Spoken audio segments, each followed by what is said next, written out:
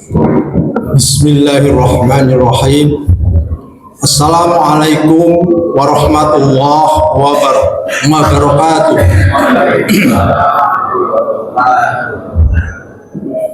Alhamdulillahirabbil alamin. Wa bihi nasta'inu ala umuri dunya waddin wa ala alihi wa sahbihi ajma'in. Asyhadu an la ilaha illallah wahdahu la syarikalah wa asyhadu anna Muhammadan abduhu wa rasuluhu la nabiyya ba'da.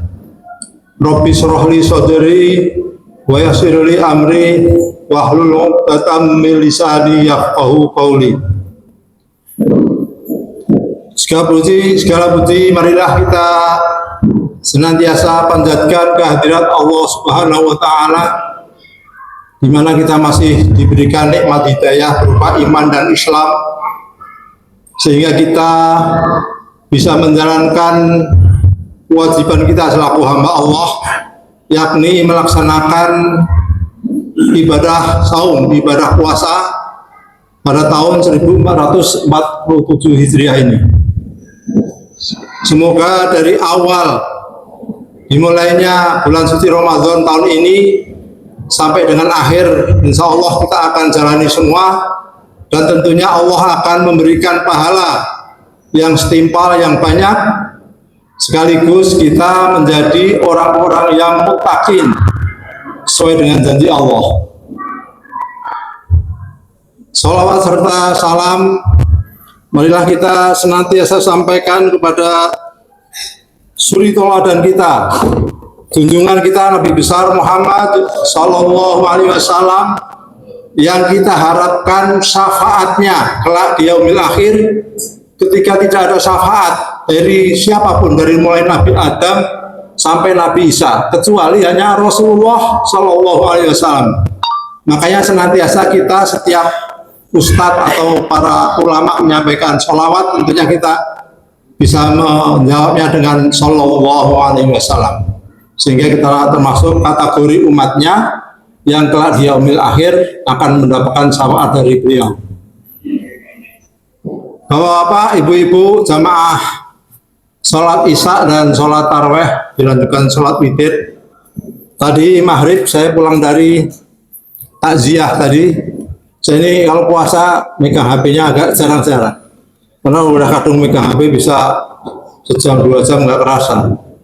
Jadi saya baca WA-nya sekretaris menjelang maghrib tadi, yang intinya Pak Bayu Cahyo Baskoro Al-Hafiz berhalangan untuk mengisi kultum pada malam hari ini karena yang bersangkutan lagi menderita sakit flu.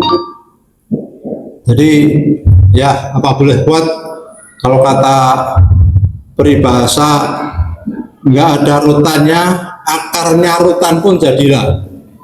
Yang penting kita tentunya menyampaikan minimal satu ayat, baliwani walau ayah, sampaikan walaupun satu ayat. Tentunya kita harus menyampaikannya dengan penguasaan materinya, dan yang jelas kita antara perbuatan dan ucapan harus sinkron, harus selaras.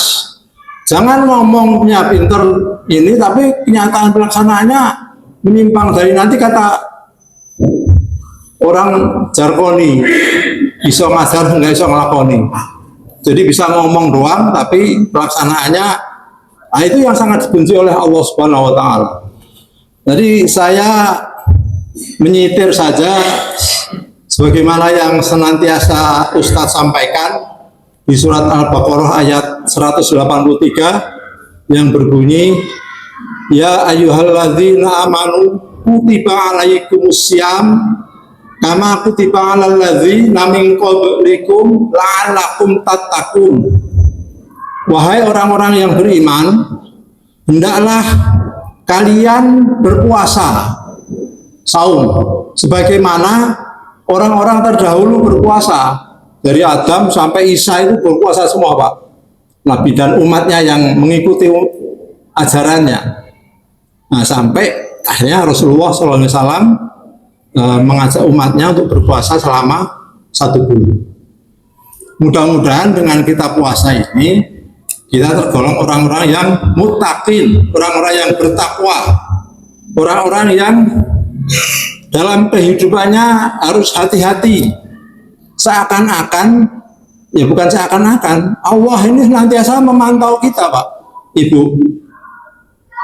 Bahkan Allah menugaskan malaikat raqib dan atid untuk mencatatnya.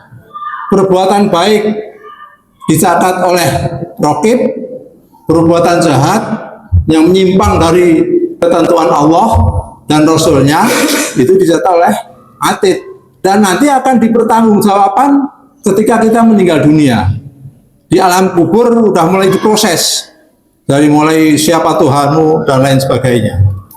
Nah, untuk itu marilah Bapak-bapak, Ibu-ibu sekalian, mumpung di bulan suci Ramadan ini kita terus pacu, kita tingkatkan, kita menjadi orang-orang yang bertakwa, dan sekaligus di akhir Ramadan nanti tentunya kita senantiasa bermuhasabah diri untuk menjalankan ketentuan-ketentuan yang Allah turunkan melalui Al-Quran dan Al-Hadis bagaimana yang diwariskan oleh Rasulullah SAW.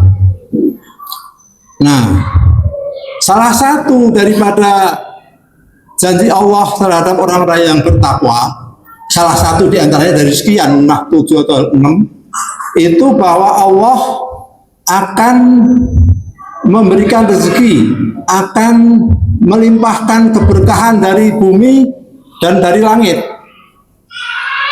Nah, ini Indonesia ini, Pak, NKRI harga mati. Jadi NKRI ini, Pak, diberikan oleh Allah dari mulai zaman nenek moyang kita dulu, itu tanah yang subur makmur, nggak ada tandingannya. Coba tandingkan dengan Arab Saudi.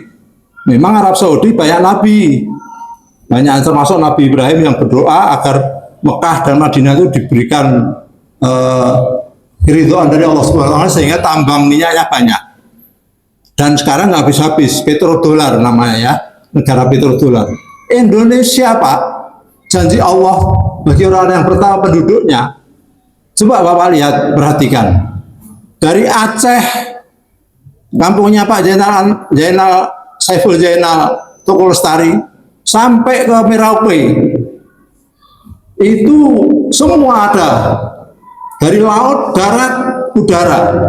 Udara itu pengertiannya Bapak-Bapak, bahwa kita ini hidup di garis khatulistiwa yang antara cuaca panas dan dingin, antara hujan dan panas, jelas bedanya. Setengah tahun hujan, setengah tahun panas. Tapi sekarang udah banyak menyimpang ya Pak Joni ya. Sekarang udah banyak juga meleset ramalannya, apa prediksi daripada Pranowo Mongso itu udah banyak menyimpang karena kerusakan alam. Nah, itu janji Allah tepat. Tapi catatannya ya, tambang-tambang dari Aceh, LNG Arun, itu berapa gas yang diekspor? Nggak tahu sekarang siapa yang lola, nggak tahu saya. Kemudian dari emas, Newmont, Nusa Tenggara Barat, Halmahera yang terakhir, Freeport yang tadinya Tembagapura istilahnya, sekarang jadi emas, nikel di Sulawesi Tenggara, Sulawesi Tengah, kemudian dan lain-lain. Itu kan semua kekayaan Indonesia yang Allah berkahi pada orang-orang yang bertakwa, janji Allah di surat Al-A'raf ayat 56. Apabila penduduk suatu negeri beriman dan bertakwa pada Allah Subhanahu wa Ta'ala, Allah akan melimpahkan, akan membukakan keberkahan dari pintu langit dan pintu bumi. Nah itu Pak, jadi kita yakin. Namun, nah ini namunnya ini pengelolaannya nggak sesuai dengan apa yang difirmankan Allah di surat Ibrahim ayat 7. Wala ta'adzana rabbakum la in syakartum la azidannakum wala in kafartum inna adzabi lasyadid. Apabila kalian bersyukur kepada Allah, Allah akan lipat gandakan, akan berkahi terus nikmat itu. Tapi kalau kalian nggak bersyukur, ya saya nggak bisa ini nanti bulan puasa ini nggak boleh menggibah dan mencemooh seseorang atau sekelompok orang dan lain-lain. Yang jelas hancurnya Indonesia ini tidak sesuai dengan apa yang diharapkan Allah, ya ini rakyatnya menderita.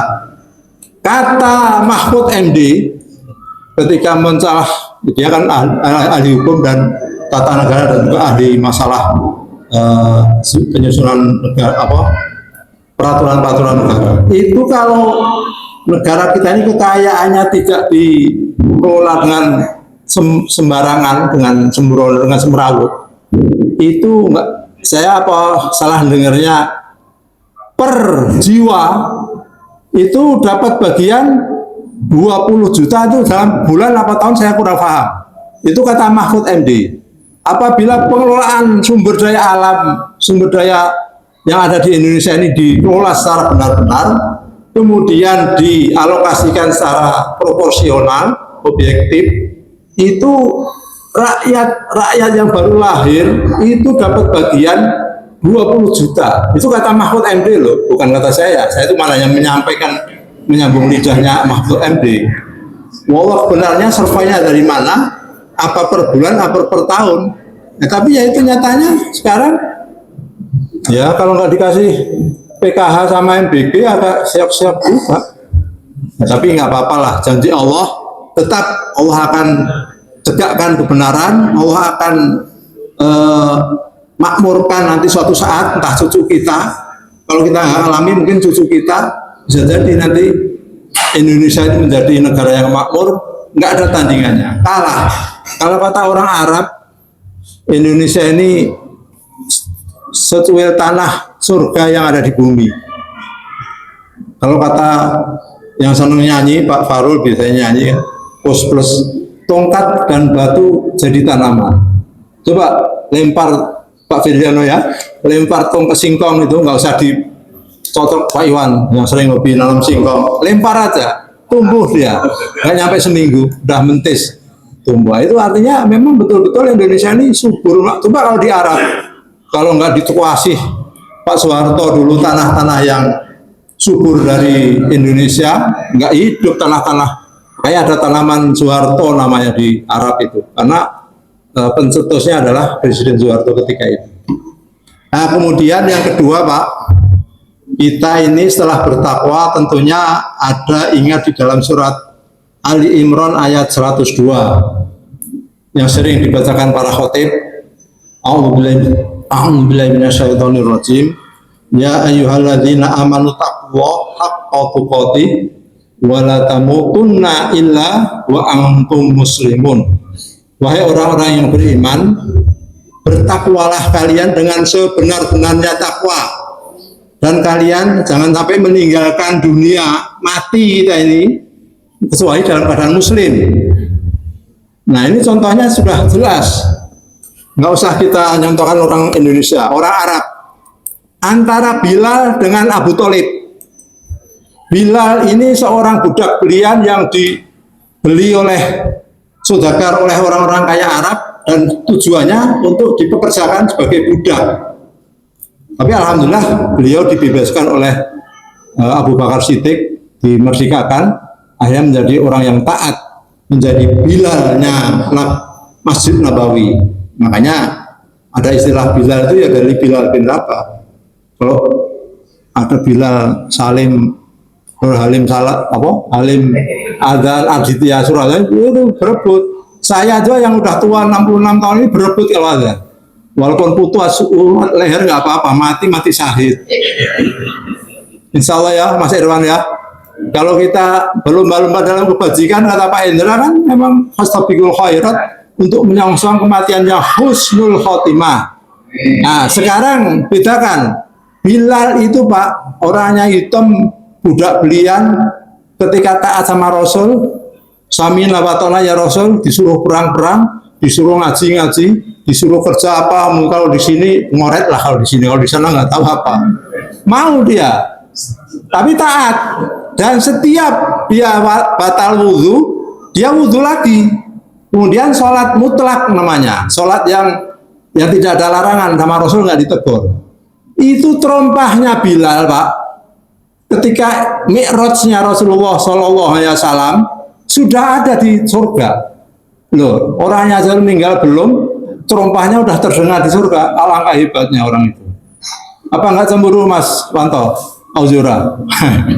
Jadi marilah kita berlomba-lomba Pak, mumpung masih ada waktu. Kata EBTAD, mumpung masih ada waktu. Kesempatan yang baik ini kita gunakan, kita maksimalkan. Nah, lain dengan Abu Thalib. Abu Thalib ini tokoh Quraisy, pendikarnya orang Quraisy, semuanya ditakuti, nggak ada yang nggak ini. Siapa yang berani menghalangi dakwahnya Rasulullah SAW, langkai dulu mayatnya Abu Thalib. Nah itu. Tapi nyatanya akhir hidupnya su'ul khotimah dan masuk neraka. Itu masuk neraka otomatis. Seringan-ringannya nerakanya Abu Thalib itu kerikil diinjak. Kerikil kita pakai sandalnya surga, nggak tahu nanti sandalnya kayak apa bentuknya. Mendidih otaknya. Itu selamanya abadi di akhirat. Makanya kita jangan main-main dengan kehidupan ini. Makanya kita camkan betul.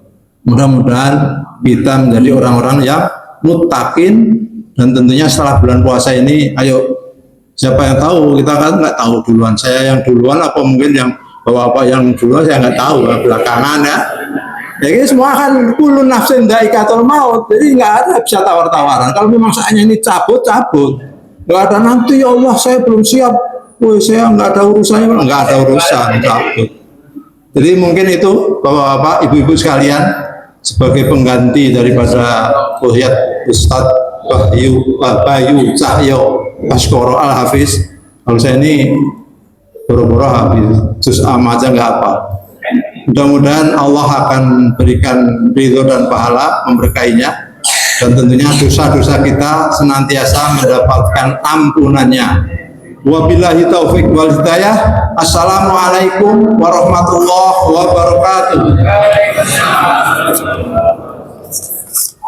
صلوا صلاة على خير خليل رحمكم الله.